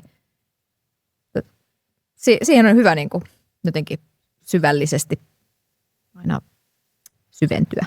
Joo, se on hyvä kysymys ja sitä on ihan hyvä haastaa itsensäkin kanssa. Sanotaanko, että on urheilijoissa nähnyt kaikkia piirteitä, että mulla on karissu itsellä semmoinen, että huippu-urheilija on tämmöinen tai sillä on tämmöisiä ominaisuuksia. Se on kadonnut itseltä. Joo, kuka määrittää? Mä kysyisin heti tuohon, kuka määrittää näin? Just näin. Et siis sun pitää löytää se oma tapa Kyllä. tehdä sitä hommaa. Kyllä. Totta kai on tiettyjä lainalaisuuksia, että et se voi olla reenaamatta ja hyvä.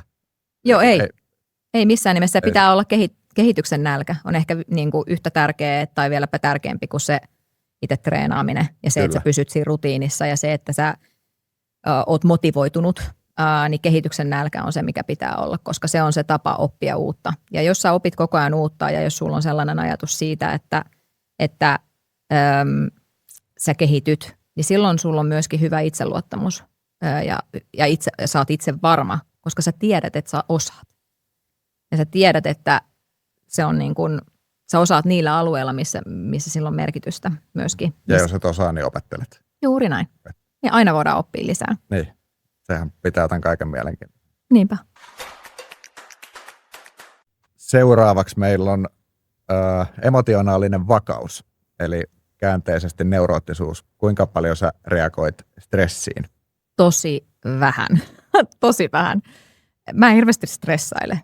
Että jos joku kysyy, että onko mulla huono päivä joskus, niin en mä muista, milloin mulla olisi ollut niinku huono päivä. Että sehän on aina suhteellista. Että niin voi olla huono hetki, mutta ei huono päivä. Niin, ja sitten tavallaan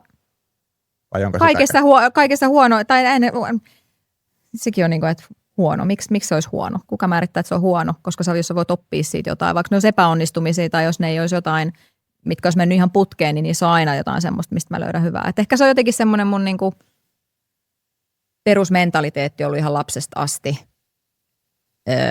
niin kauan kuin mä muistan. Mä oon ollut aina se, joka katsoo pelkästään positiivisuuksia. Ja itse asiassa mä niin kuin myöskin tietoisestikin jopa välttelen aika paljon niin kuin negatiivisten asioiden sanomista tai sanottamista itselleni. Eli mä en ikinä käytä sellaisia,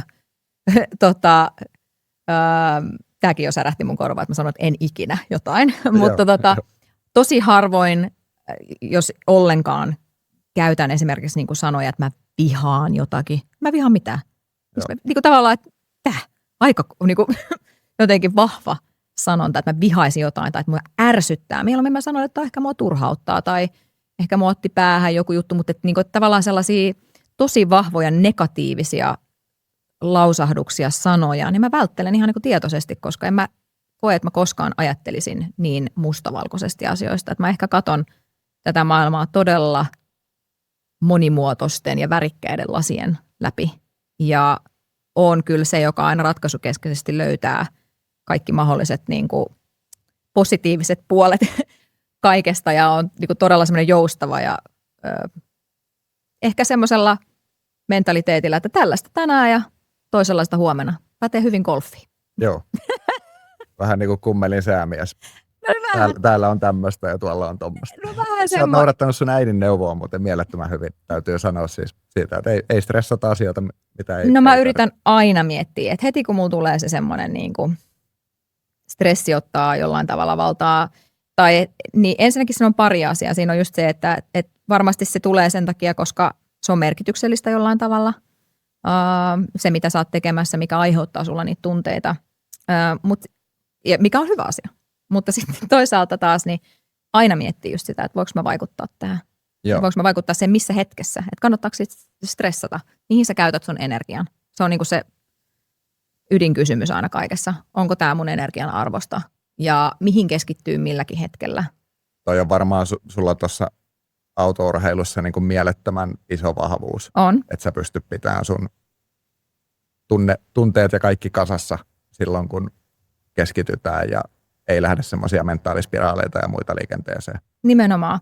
Niin. Ja ehkä se, mikä mä oon saanut niin kuin parhaimpana urheilumenttaalipuoleen liittyvänä neuvona, mä en muista kuka se oli, mutta se on näistä tämmöisistä, ketä oli meillä jotenkin siellä valmennusryhmässä joskus maajoukkueessa 14-vuotiaana puhumassa, mutta hän antoi sellaisen niin kuin paperin ja siinä oli tavallaan kyse siitä, että miten valmistaudutaan kilpailuun ja mitä niin kuin sit, kun sä oot siinä hetkessä, että sä oot menossa ajamaan, niin mitä sitten? Ja se, mikä on jäänyt mulle ihan totaalisesti aina mieleen ja sellaiseksi ohjenuoraksi, kun lähtee suorittaa, on se, että me ollaan tässä ja nyt hetkessä. Me ei mietitä tulevaa, me ei mietitä menneisyyttä, vaan sä oot vaan tässä ja nyt hetkessä ja sä keskityt siihen. Ja sit sun pitää olla niinku mahdollisimman mukava, tai mukavuusalueella siinä epämukavuusalueella. Joo. Eli täytyy hyväksyä se, että siellä kehossa tapahtuu. Täytyy hyväksyä se, että sun aamulla kun sä heräät kisapäivään, niin sä tiedät, että tänään on kisapäivä. Voi olla, että se tuntuu koko kehossa. Voi olla, että siihen tulee semmoinen niinku ikäväkin tunne. Voi tulla palakurkkuun, voi tulla niinku semmoinen paine rintakehään. Sulla on korkeampi syke, voi olla, että hikoiluttaa enemmän. Sun keho saattaa mennä niinku vähän tavallaan jäykäksi jopa. Ja aika useasti urheilijat lähtee tai koko nyt vaan lähtee niinku viemään ajatuksia muualle. Esimerkiksi vaikka musiikin kautta. Hakee vähän fiilistä. Mä haluan vähän fiilistä tämän musiikin kautta. Tai että yrittää saada itsensä johonkin tiettyyn niinku moodiin pakottamalla. Mutta sitten kun sä oot siinä itse suoritushetkellä, sulla ei ole mitään niistä käytettävissä. Sulla ei ole sitä musaa. Sulla ei ole sitä fiilistä, mihin sä oot itse yrittänyt siihen niinku siinä laittaa. Vaan mä oon ehkä ottanut semmoisen niinku ajatusmaailman siitä, että pitää pystyä olemaan sillä epämukavuusalueella niin sinuit kuin vaan mahdollista. Ja sitä on ihan turha yrittää niin kuin tavallaan sysää mihinkään muuhun, mikä vie sun ajatusta johonkin muualle. Vaan täytyy hyväksyä se, että on nyt vähän epämukava fiilis, mutta tämä tekee mut valmiiksi. Tämä on hyvä asia, tämä on adrenaliini, tämä on niin kuin jännitys ja se tekee musta paremman. Ja se tarkoittaa, että tällä asialla on mulle merkitystä. Kyllä. Ja hyväksyt sen sellaisena, sen sellaisena kuin se on. Ja sitten jos se ottaa se kehollinen susta niin kuin vallan, eli sä et vaan pysty hallitsemaan sitä sellaista niin kuin tärinää ja sä alat vetää rallia edestakaisin ja tulee se semmoinen hirveä adre päällä ja siellä ehkä mahdollisesti sun mieli jo menee johonkin tulevaan, se menee ehkä johonkin menneisyyteen, milloin saat yleensä silloin ajatella, milloin sä oot epäonnistunut tai mitä hetkiä, mitkä on mennyt pieleen tai jotain, että sun niin kuin mieli alkaa tekemään sulle tepposia, niin siihen sä saat sen sun kehon hallintaan sillä, että sä hengität. Maailman yksinkertaisia asia, me jokainen osataan hengittää, niin sä hengität rauhallista hengitystä.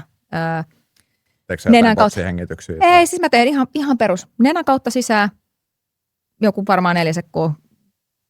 Pidätät jonkun aikaa ja puhalla tulos. Maailman yksinkertaisi. Tässäkin tilanteessa on yksikin tämmöinen hengitys, niin sä maadotut tähän ja sun niinku, tavallaan se, mitä mä lähdin tuossa itse jo hakemaan, mä jo heti tunsin mun kehossa, että kun mä aloin puhumaan siitä, niin siihen tulee se semmoinen jännitys ja niin yksikin hengitys. Sä maadotut tähän hetkeen, oot silleen, että okei, kaikki on itse asiassa ihan hyvin. Ja mitä enemmän jännittää tai mitä enemmän stressaa, ahdistaa, niin ehkä tärkein aina miettiä se hengityksen yhteydessä, että kaikki on itse asiassa ihan hyvin. Mulla on tässä kaikki raajat tallella ja sit sä niinku tuut tietoiseksi tavallaan, mitä siinä sun ympärillä on ja tuut tietoiseksi siitä, että itse asiassa mulla on mitään hätää. Joo. Ja se, että mä oon lähes nyt tekemään jotain, niin se ei määritä sitä, kuka sä oot ihmisenä, jos sä epäonnistut tai onnistut. Joo. Vaan että sä oot niin kuin valmiina menossa tekemään sen, mitä sä osaat. Sä luotat siihen, mitä sä osaat. Sulla on se intuitio, mistä puhuttiin aikaisemmin. Ja väittäisin, että tuohon ravihevosajatteluun, että jos sä teet vaan yhtä asiaa sun koko elämän, ehkä kauheasti avaa sitä sun perspektiiviä, niin sittenhän se on se määrittävä ihmisarvo. Kyllä, sitten tulee sun identiteetti. Niin, just näin. Joka on tosi... Ja sitten kun sä et pärjääkään, niin sä oot paha ihminen. Tai epäonnistunut juuri tai näin. Jotain vastaavaa. Ja silloin sä määrität sun identiteetin sitä kautta, mitä sä teet, et sitä kautta, mitä sä edustat niin kun, tai olet tai osaat. Mä tykkään ehkä mun identiteetin perustaa enemmänkin siihen, että mitä kaikkea mä osaan ja miten mä koen, että mitkä mun arvot on, miten mä ajattelen tästä elämästä, mitä erilaisia rooleja mulla on tässä elämässä myöskin muitakin kuin se vaan, mitä mä teen työkseni. Koska se, että sitä oppimista pystyy kehittämään hamaan tappiin, niin kuin ollaan puhuttu. Ja sitten tavallaan se kokonaisuus siitä, että se mitä tekee ei määritä sitä kuka on, mutta se ei tarkoita sitä, etteikö siihen asiaan voisi olla todella voitontahtoinen, määrätietoinen, kunnianhimoinen ja tunnollinen. Se ei ota yhtään pois sieltä. Ja mä teen ihan Juman kautta kaikkeni, jotta mä voitan. Mutta jos mä en voita, niin mitä sitten? Mitä sitten? Kyllä. Sitten mä yritän seuraavan kerran uudelleen. Just näin. Josta tullaankin viimeiseen Big Five-piirteeseen. Sovinnollisuus. Ja ylähaitarissa ollaan niin kuin harmonia, tiimityö, yhteistyö, ei konflikteja välttämättä. Ja alalaita on sitten tämmöinen niin kuin kova kilpailullisuus ja otetaan konflikteja ja muuta, niin kumpi on Emma Kimiläinen? No ihan täysin siellä ylälaidassa ei konflikteja ja tiimihenki ja mä oon todella joustava, välillä vähän liiankin joustava. Että mä oon joutunut tekemään itse asiassa aika paljon itteni kanssa duunia sen eteen, nimenomaan päinvastoin, että mä osaan asettaa rajoja. Joo. Mä osaan asettaa rajoja siihen, että mikä on ok mulle ja mikä ei. Että mä oon niin kuin hyvin vahvasti ollut sellainen, että mä vaan hyväksyn kaiken. Joo. Ja toisesta sisään, toisesta tulos ja eteenpäin. Niin kuin tavallaan, että aina ollut vaan, on kasvanut siihen, että sä et pysty hallitsemaan sitä niiden muiden ihmisten mielipiteitä tai sitä siinä ympärillä, sitä kohinaa tai sellaista. Ja sä oot aina vaan niin kuin keskittynyt siihen, että sä meet eteenpäin. Niin silloin on niin kuin kasvanut aika paksu nahka myöskin sellaiselle hyväksynnälle. Se kohina on se kohina, se ei kosketa mua, mutta sitten samaan aikaan tietyissä piirteissä, vaikka sit yksityiselämän puolella tai jossain muualla, että niin kuin sä pystyt tunnistamaan myöskin ne jutut, että hei, tämä ei ole mulle ok. Tai että sä osaat asettaa myöskin tietyllä tavalla rajoja. Ja osaa nykyään asettaa rajoja myöskin niin kuin, työilmapiirissä, just urheilun parissa niin kuin paremmin. Joo. Et siinä on niin kuin, todella sovinnollinen ja todella fleksiibeli siinä mielessä, että just sekin, että kuka määrittää, että näin pitää tehdä. Että se menee mun mielestä käsi kädessä. että sä aina ajattelet, että no kokeillaan toisella tavalla ja pystyt luottaa myös muihin ihmisiin, mutta mä oon siitä huolimatta ihan törkeän kilpailuhenkinen. Ja se varmasti on niin kuin lajissa vähän niin kuin pakko. Ihan varmasti. Vaikka se ei olisi elämässä niin kuin, muuten ei olisi tämmöinen, niin että sä voi kilpaa jos et sä halua voittaa. Se on just näin. Ja siis sanotaan nyt näin, että mun persoonallisuuspiirteistä sen verran, että niin kuin mä oon sanonut mun tiimillekin ja itse asiassa just sanoin pari päivää sitten mun tiimikaverille, tuossa kun meillä oli tapaaminen, niin mä sanoin, että he kyllä katsoo mua niin kuin, ja jaksaa mua mun ehkä niin kuin minua huonoimmillani. Eli kilpailuympäristössä mä koen, että mä oon niin kuin ns. Huonoimmillani. Sen takia, koska mun ne sellaiset todella vahvat niin kuin itsekeskeiset, voitontahtoiset, määrätietoiset piirteet tulee siellä esille. Ja sitten varsinkin, kun sä oot tosi stressaavassa ympäristössä, että sut laitetaan sinne saunaan, missä on paljon niin kuin nopeasti tilanteet tulee eteen, sä oot kognitiivisesti aivan tapissa, aivan limitillä. Sitten siinä tapahtuu kaikennäköisiä juttuja, plus että sä haluat vielä voittaa ja sä oot niinku todella määrätietoinen siinä hommassa, niin yleensä sosiaaliset taidot, ne tulee pikkasen alaspäin, vaikka mä oon todella sosiaalisesti lahjakas tietyllä tavalla, tunnistan sen ja ihmisten kanssa, niin ei kapasiteetti riitä aina tiedätkö kaikkeen. Niin mun radiokeskustelut, ne on välillä sitten sellaista niinku settiä. Mä oon sanonut mun tiimille aina, joka kerta mä muistutan niitä, mä että hei rakkaat, älkää ottako henkilökohtaisesti, että jos välillä saattaa tulla sieltä vähän semmoisella pienellä niinku semmoisella, että se puuttuu ne korusanat ja lausahdukset ja se ei välttämättä ole semmoista niinku maailman, tiedätkö, rauhallisinta ja seesteisintä se mun kommunikointi sieltä itse niinku kilpailutilanteesta, että ne on aika tiukkoja välillä, mitä mä sanon. Mutta tämä on ehkä se sun harmoniapuoli toisaalta, että sä sanot tämän, että Joo, aina sanon ja ne aina nauraa sitä. Ja sitten just tämä kilpailuhenkisyys siinä, että jos joku vaikka, nytkin meillä oli maailmanmestaruus, ratkesi sitten viimeiseen kilpailuun Miamissa ja sitten me ollaan siellä tilanteessa, missä edellisenä päivänä, aikajopäivänä mä tiedän, että meillä on se venerikki. Ja että siinä on niinku tietty osa rikkiä, ne ei muka löydä, että mikä se on. Ja sitten mä oon niinku siellä silleen, että kukaan ei poistu täältä ennen kuin se on löydetty. Että se on ihan turha väittää, että jos se on rikki ja sille ei mitään tehdä, että se olisi huomenna kunnossa. Että mä sanoin, että se on niinku aivan fakta. Että huomenna se hajoaa lopullisesti ja jos me halutaan tämä maailmanmestaruus nyt tässä voittaa, niin kuin me halutaan voittaa, niin täältä ei poistu yksikään ihminen. Ennen kuin me ollaan vaihdettu joka ikinen osa tuohon. Että sit se näkyy ehkä mulla niinku tommosessa, että mä niinku todella jotenkin, en hyväksy siellä sitten sellaista niinku, löysäilyä ja mä vaadin kyllä, että mä olisin varmaan aika huono valmentaja siinä mielessä, mä varmaan vaatisin siltä valmennettavalta niinku sitä samanlaista tunnollisuutta ja jotenkin sitä sitoutumista, mikä mulla itselläni on, että mä en kyllä niin kuin varmaan pystyisi katselemaan sitä, että joku vaan vetää niin kuin vähän sinne päin. Ja se on tietysti uran eri vaiheita, katsotaan mihinkä tie vie. Sä oot ollut tähän asti avoin ja tosi värikkään ja hienon uran vetänyt tähän asti ja toivotaan, että saat 3. maailmanmestaruuden. Hattutemppu tai ensi kaudella yritetään. Joo, kyllä 3 vuoteen pitää 3 voittaa. No se on just näin, mutta onneksi me osataan kaikki tässäkin tapauksessa niin hengitellä, niin sitten sekin auttaa siinä, että vaikka asiat ei mene niin kuin sä itse haluaisit tai näin, niin sitten miettiä, mitä pystyy kontrolloimaan ja sitten just semmoinen, se auttaa monessa tilanteessa. Ja sulla on kaikkea siistiä edessä joka tapauksessa. Todellakin. Ihan valtavasti kiitoksia, kun tulit vieraaksi. Mun mielestä niin kuin mielettömän mielenkiintoinen jakso ja mä uskon, että kuulijat voi tosi paljon oppia niin kuin sun esimerkkeistä. Ja kiitos. Teet mahtavaa duunia siinä, mitä teet. Jään seuraamaan ensi kautta. Mahtavaa. Ja niin, kaikki kilpailut näkyy YouTubesta suorana E1 Series hakuun. Ja sitten Viaplaylta näkyy Suomessa myös. Noniin. Viaplay tuli.